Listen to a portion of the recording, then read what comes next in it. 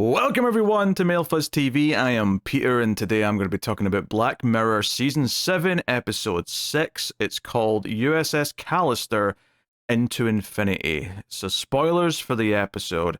And yeah, it took me a while to get to this last episode. In part because I actually forgot there was one more to do for a little bit. So apologies for that. But finally here, get to talk about the sequel to USS Callister. I was deeply curious coming into this one how it was going to work, if it was going to feel, is it, have they got a good, genuine idea and a reason to bring this back into a sequel, or is it just a case of the gimmick of, hey, it'd be cool to do a sequel, so we'll think of some reasons, and is it going to feel tacked on as a result? Is it going to feel like fluff? And I think going through the episode, I kind of wavered a little bit backwards and forwards early on, because I thought the first, half hour to 40 minutes, give or take. And keep in mind, this is a 90-minute episode. This is a movie-length episode of the show. So that's only half or less than half of it.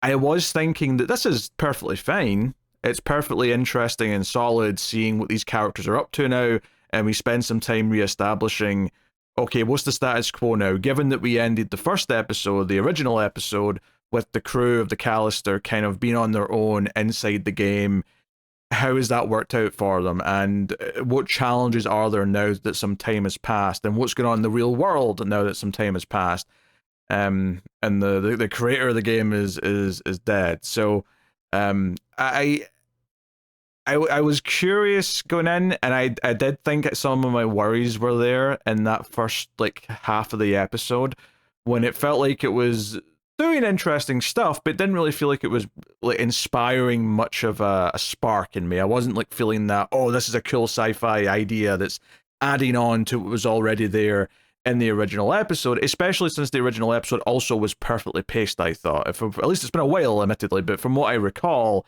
the intrigue of what was going on, what this duplicate was inside the game, and just how awful and dangerous and scary Jesse Plemons' character was going throughout that episode, and how much of a villain he was. It was so compelling watching the others have to build up the courage to take him down, and watching that, the duplicate, the digital version of Milioti's character, what's her name? Nanette. Which, by the way, if you'd asked me before I watched this what her character name was from Callister, I would have never in a million years guessed Nanette. Not that I remembered anyone else's name either. I mean, it's been 8 years since season 4 of Black Mirror, so time has moved on. Anyway, what I was getting to is that there is definitely a pivot about half or maybe just before halfway through this episode where it starts to go into genuinely great ideas, where I'm like, okay, this is why it was worth doing this episode. It's just that compared to the original episode, it took a little bit more of a, I don't even want to say clunky setup necessarily. I don't think it's clunky. It's just less engaging, right? It's less of an engaging setup because we're just kind of catching up with everyone, and we're kind of reminding everyone what happened in the first episode, but also just kind of catching up with where they are now. And it's almost just less interesting in a lot of ways to try and re-gauge where everyone is for that first chunk of the episode. But once it gets to the good stuff, and by that I mean once we get to the idea of the real Nanette meeting the digital Nanette, that's where I think the episode starts to fire on all cylinders, because not only is it interesting having them meet each other, because they didn't really interact in the original. Obviously, the episode reminds us that the crew kind of blackmailed her into going to Plemons' house to do some stuff and all that, but they never really had a conversation per se. And this felt exciting because not only is it interesting having them meet each other in general, it's especially interesting because they've diverged so much since the point of the duplicate's inception, right? She obviously was the same as her as soon as they split, as soon as she was copied into the digital world. But a big part of that episode last time was that she grew confident. She had to get confident to survive. She had to beat the bad guy, and she became the captain of the ship. She became this confident hero type character. So seeing this version of her play against the still pretty timid and shy version in the real world, and having them interact with each other, maybe the perfect moment of that is when the real version is shocked that her digital copy is the captain of the ship, And the digital one says, it's a disservice to both you and me that you're surprised by that. Like, that was fascinating stuff. And then on top of that, you've also got the two versions of Jimmy Simpson's characters, who also diverge considerably based on where they started. Where the real one's still a slime ball, he's trying to like cover his own ass and keep the company going and all that stuff. And then the fake one, the digital one in the game last time, he sacrificed himself to save everyone. Now, he ends up through some, quick exposition, just somehow still being around. This idea that because he did that before they went through the black hole or the wormhole into the main game, that somehow he'd be duplicated or survive. So they find him on a planet. It's a whole thing. I'm not really that fussed. This is part of why I think the first half's a little bit like, there's a lot of like exposition to explain why things are the way they are now. And there's a lot of like how they function inside the game itself, which I think might have been super interesting to me had this sequel happened like really quickly after the original episode. This idea that they have to actually steal game currency from the real players, because they can't obviously just put in their own, credit cards to get their own currency. They have to steal it from active players.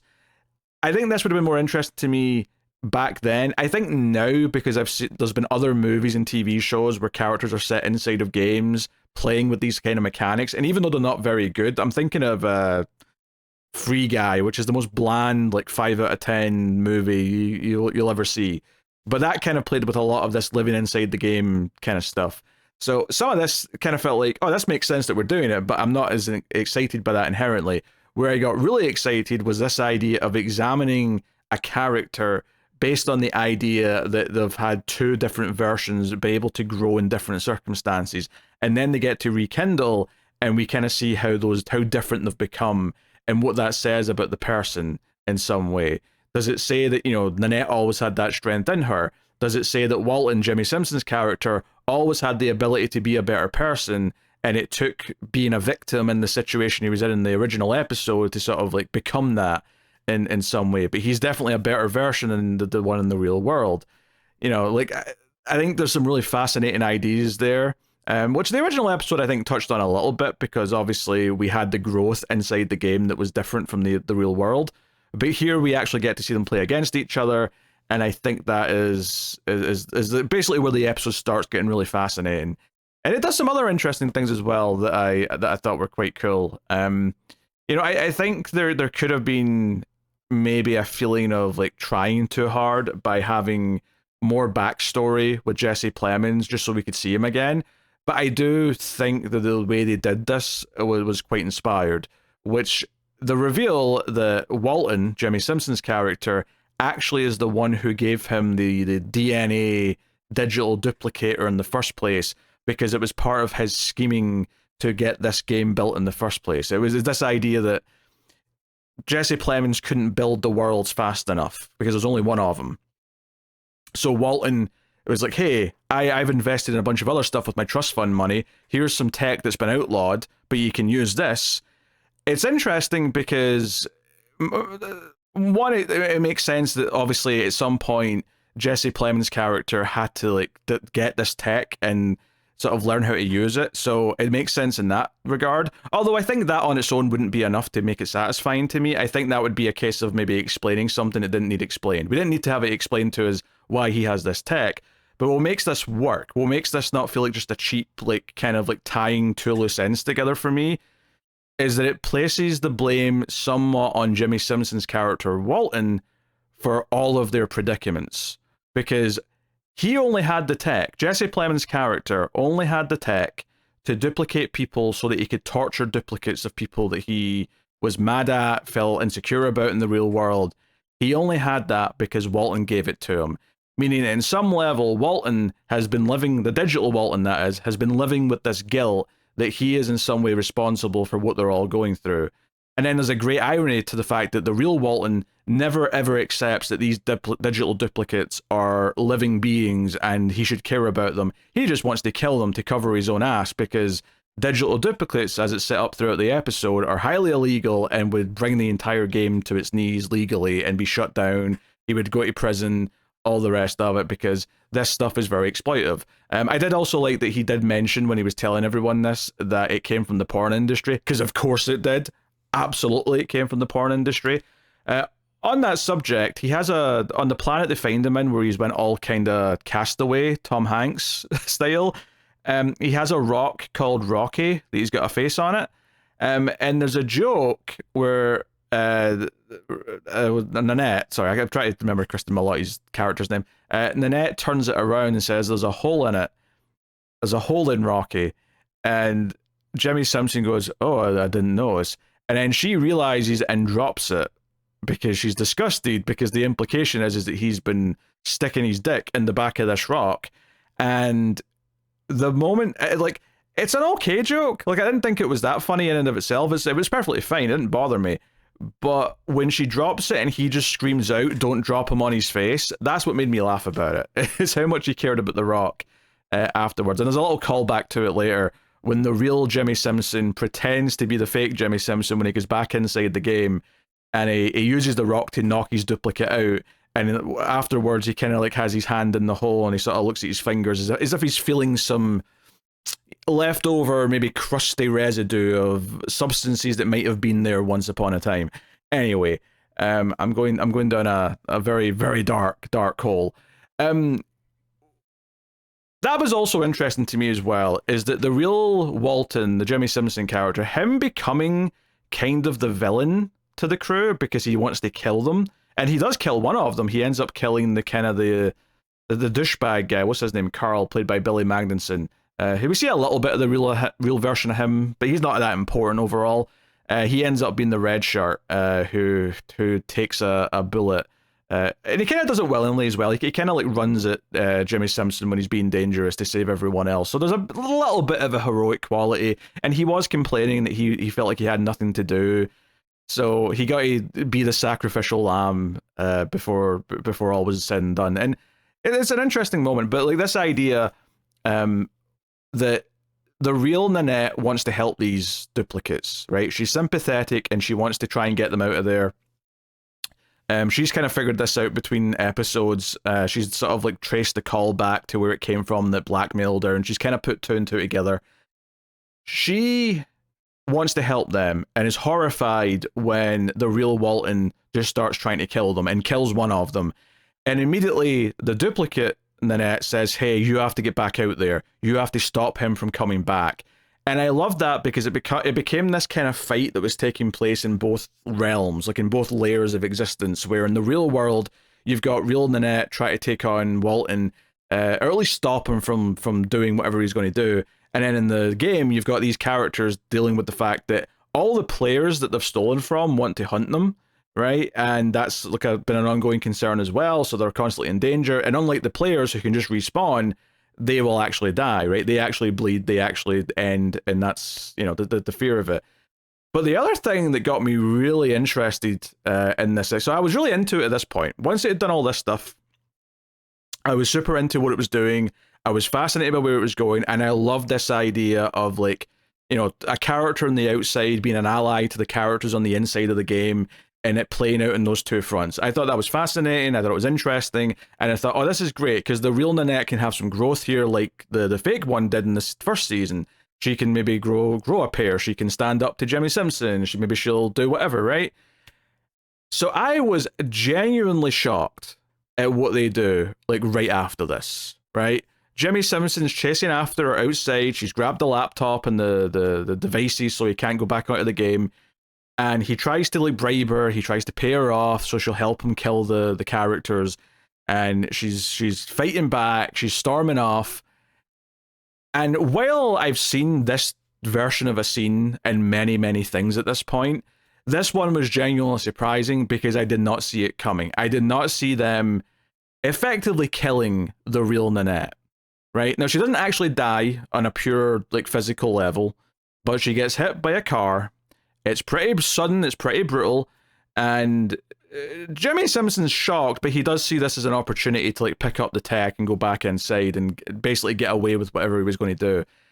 And this leads to another interesting idea in the episode, is that what's going to happen when the real, or the digital Nanette finds out about this?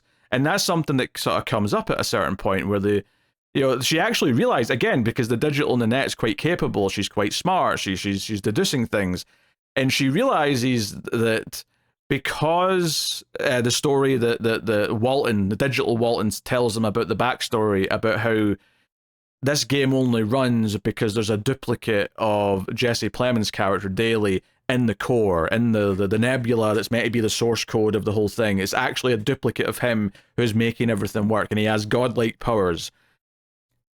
Because that would make the entire game illegal, real Jimmy Simpson has to cover all this up. So he has a vested reason to stop all this. And this makes digital Nanette realize, oh no, the real Nanette's in trouble. She's in danger. Like, this is so big and so bad that he might actually try and hurt her to cover it up. That's how serious this is. And of course, when she phones the number, because they have the ability to call out to phone numbers, a nurse picks up and we find out that she is in a hospital and she's effectively brain dead. She's in a coma. And the nurse effectively says, hey, you should probably come here if you're our sister because it's time to say goodbye. And it's kind of this weird, I think the performance from Milioti in this episode is phenomenal because she has to play two versions of herself. So does Jimmy Simpson, to be fair, and he does a pretty good job as well. But I think she has the more complex stuff because she has to like confront herself, and one's kind of like, staring at a more timid version of herself and kind of like has to be kind of sympathetic because she used to be this way, but also feels kind of like angry or ashamed about it because it's kind of frustrating because she's grown and this other one hasn't, and it's like, hey, there's obviously mixed, complicated feelings there about like who deserves to be the quote unquote real one and so on, right? So she has all these mixed feelings, but then finding out that they failed to save the real Nanette, they failed to warn her in time, even though it was a kind of an accident. It wasn't something that was actually pre-planned, but he might have planned something eventually. I think that's a really complex set of things to kind of look at, and seeing like her play both roles at the same time with each other, the way they kind of like argue and debate, the saying I'm sorry too much and so on and so on. I think that stuff is super fascinating. And then of course all of this, once we have one that's like effectively dead in a coma, and we have the other one here who's trying to like save the crew.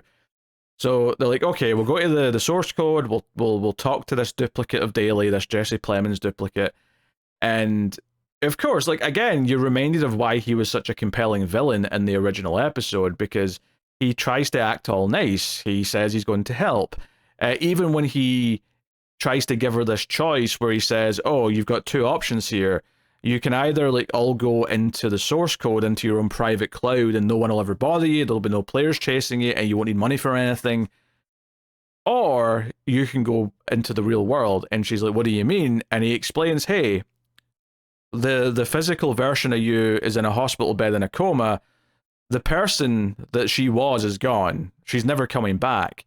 So at least, I mean, admittedly, it's coming from him, which isn't maybe the best source, but at very least, it doesn't feel like ethically there's that much of an issue with just taking her body at this point because she's gone and you are a version of her.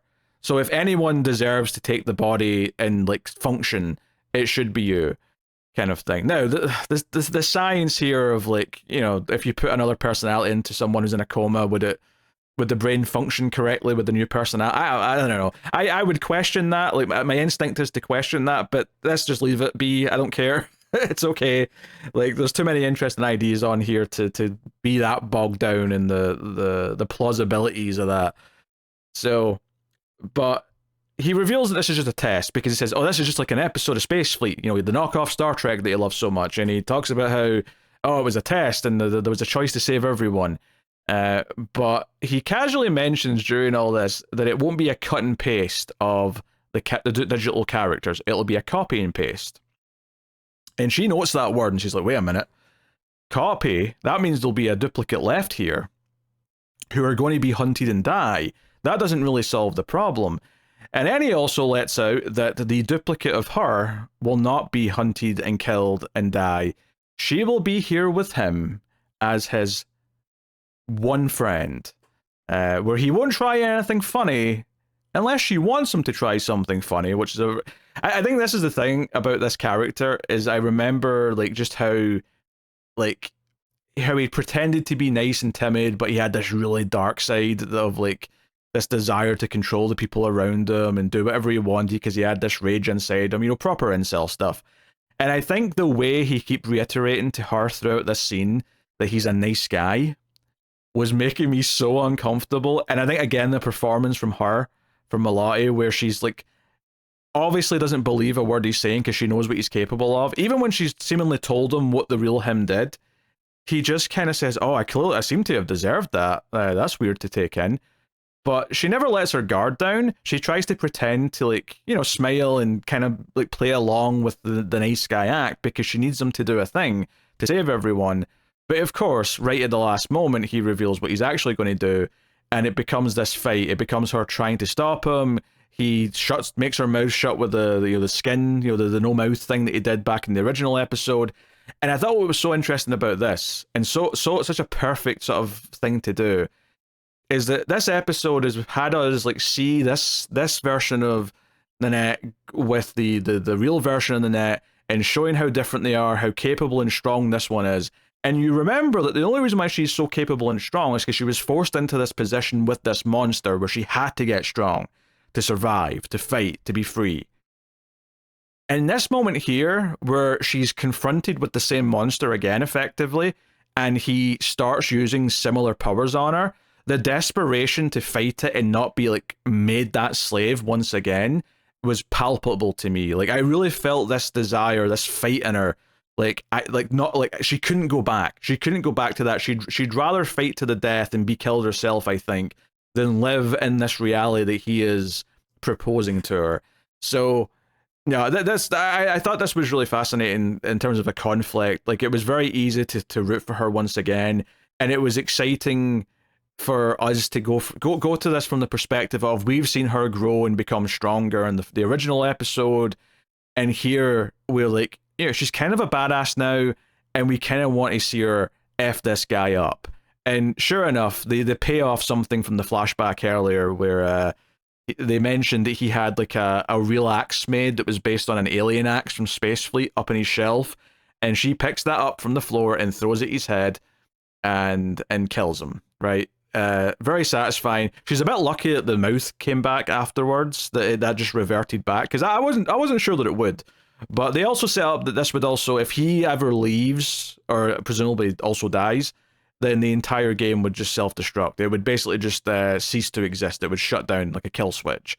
So she's able to put the floppy disk in, because that's how everything's represented here. He has a bunch of floppy disks for his old Apple computer, and she puts the right one in. There's a little bit of tension of her finding the right one, because they all fall down on the floor. Which is fine. Like, it's just kind of like nail-biting, seconds are counting down kind of stuff. But yeah, in the end of the episode, and through all this, by the way, the ship is having to dodge all the player ships because Jimmy Simpson has alerted all of the players they've ever stolen from to come and chase them and try and kill them. So they're about to die. There's a lot of like very movie quality, like dodging lasers in space and making the other ships crash, and like there's not much to say about it, honestly. But it looked good, and yeah, it fit into what was happening. So yeah, and also, I mean, I kind of glossed over the choice she had to make, but she did very quickly say, save the whole team, right? I'm not, because he presented it as if you go back to the body, then they just all die because like you're tethered to the ship, which sounded kind of made up, to be honest. Like I was getting ready to critique this logic because I was like, well, wait, why would they all die if she went back to her body? But then he revealed that he was lying, so it's fine, whatever. It's not a mistake. He was just bullshitting. But yeah, so the end of the episode is a very Inside Out. That was the name of that Pixar movie, right? I'm not misremembering that. But it turns out that the solution to combine these two things together, as in her going to her own body and them going to their own private bubble where they'll never be bothered, is that they're inside her head. Because at first it just looks like a big sort of like red bubble they're in, but then you realize that this is actually the inside of her eyelid. Maybe another comparison for me, as someone who likes older movies, is this made me think of Inner Space, where they're inside her head and they can see through her eyes, and when she looks in the mirror, when she gets out of the hospital bed, they realize where they are, and they can still call phones, so they call her phone, and she's kind of freaked out when they say, oh, you're in a hospital room, and she's like, wait, how did you know that? So yeah, time skips ahead and we see that Jimmy Simpson, the real Jimmy Simpson, has been arrested for everything, and they're enjoying watching this. She's on her couch, they're in her head watching. She's supposedly working on a method to try and get them out of her head, but maybe she will, maybe they'll never succeed in that, maybe they're stuck with her, but they get to live in there, so they're kind of coexisting.